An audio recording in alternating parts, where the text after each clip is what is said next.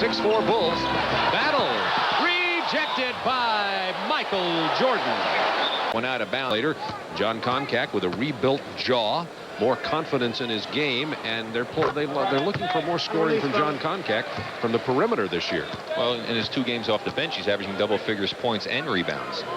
So we'll see John Koncak. He's played twice as many. The left hand, he makes the shot easily. He did it with his right hand and had to put reverse spin on it, and that's a much more difficult shot. Into Gilmore. Nice speed from Michael Jordan. Dominique doubled on the baseline. Webb into the paint. Stripped away nicely by Threet. Controlled by Sellers.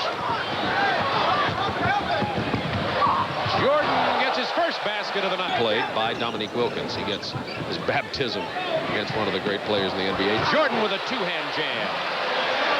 Who are scouting this game around the NBA, and many of them are, that they know that they have to be prepared for the Bulls from now on. Off the glass, it's Michael Jordan. Corzine, he should have taken that one. He can score from the perimeter. Feed from Jordan.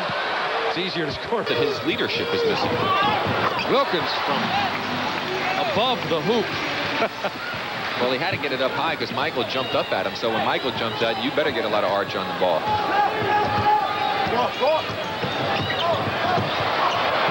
Jordan, double clutch. Should not be able to drive from out that far to the basket with no one else picking him up.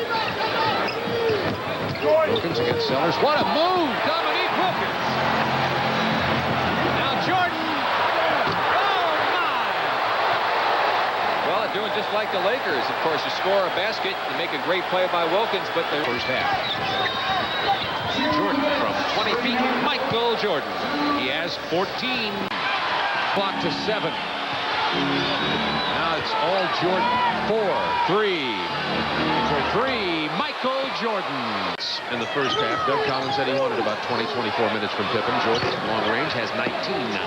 To do it for Atlanta, they're going to have to come up with the good aggressive play, not give any open shots, and talk and communicate to make the switches necessary to watch Michael Jordan. Hawks are playing much better half-court defense in this half. Shot clock to 10. McGee on Jordan.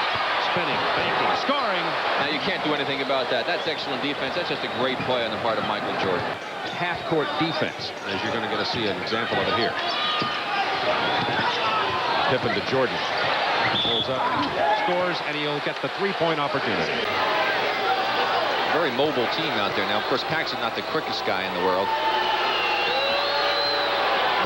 Jordan had missed 3 free throws in a row, but he hits this one when it counts with 6:49 remaining in the ball game. 95-81 Bulls. Excuse me, Bob. He's got the longest shorts in the world, I think. If you measure those shorts from the top down to the bottom, and they look like those